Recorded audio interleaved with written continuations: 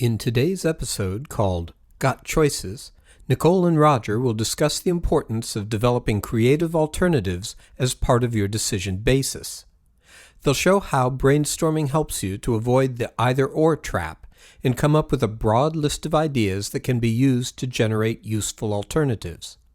And they'll introduce the reality test. Hey everybody, welcome to It's Your Choice. How's it going today, Roger? Great. I just found out I landed a job for the summer. Oh, how nice for you. Yeah, I'm going to be working at a youth basketball camp. I might take a class too. Depends on how many hours I get at the camp though. How about you? Do you know what you're going to do after graduation? Oh, no, not completely. What was that? I said no, not completely, but I'll figure something out. Well, do you have anything in mind? I plan on starting grad school in the fall, but I'm not sure what to do right after I graduate. Are you thinking about getting a summer job? I pretty much have to because I'll need to pay for gas and insurance for the car I'm going to buy. I guess my choices are either to borrow from my parents and do housework for the rest of my life to pay them back, or go back to that same boring office job I had last year. Nicole, watch out! It's a trap! Jeez, Roger, you don't have to shout. But you're in danger of falling into the either-or trap. It's when you settle for two obvious alternatives and stop your thinking there, when you really should be trying to think of many more choices. Oh, that one gets me all the time. You need to brainstorm. Come on, I'll help you. Don't restrict your thoughts. Just open your mind and try to think of as many creative alternatives as you can. So what comes to mind first? Let's see. I guess I could try to get a temp job in a different office. And what else? It'd be great to have a fellowship with a psych professor where I'm going to grad school. That might be hard to... Nicole, don't filter yet. Just keep the ideas coming. Go wild, girl. Go wild. Okay.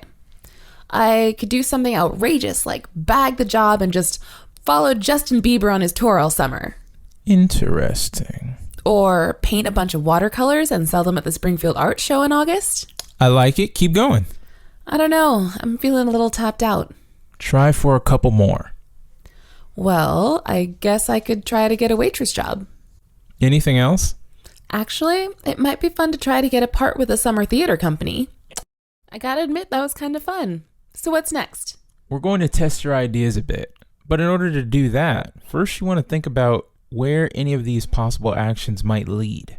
Okay, I think I have a pretty good idea about what might happen with each. Then it's time for the reality test. Ask yourself 3 questions about the possible outcomes from each choice. If you answer no to any of these questions, then the alternative doesn't pass the reality test. Okay. First, is this likely to get me what I want? Second, is this reasonable? And finally, would I actually do this? That first question helps me think about possible negative outcomes as well as the good stuff. Sometimes knowing what we don't want is even more important than what we do want in making a decision. Word. Okay, here's my new list. The ones in bold are the ideas that are good enough to be considered as alternatives. Looks good, but why don't you explain your thinking to our viewers? First, even though I love Justin Bieber, I don't want to do this because I wouldn't earn any money. In fact, I'd probably have to use my car savings to finance this little plan. It fails the gets me what I want test. Makes sense. What's next? I decided to ditch the one about the art show. I love painting, but I don't really think it'd be possible to sell enough of my work to make a decent amount of money. It's just not reasonable. What about the other idea you eliminated?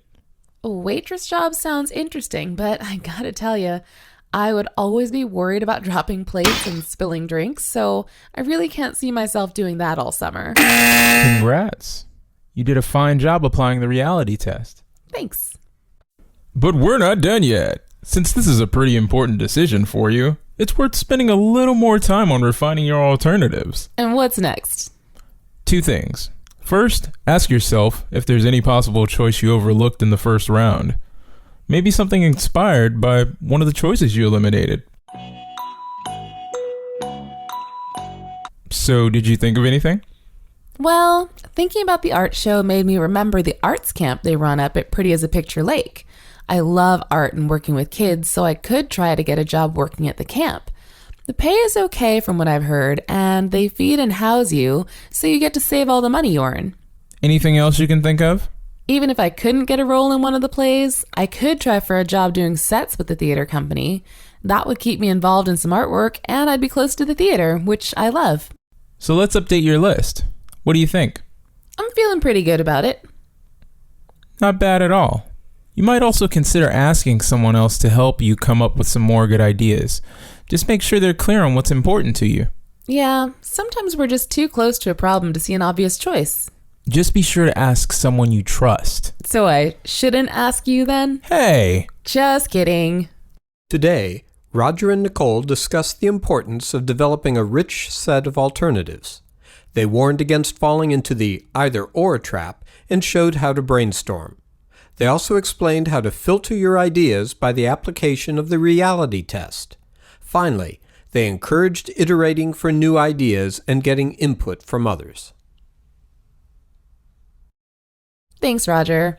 I feel a lot better about my summer plans now that I have some legit options. I'm just the king of creativity.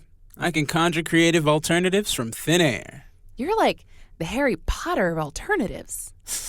But a better looking version. We'll see you next time on It's Your Choice.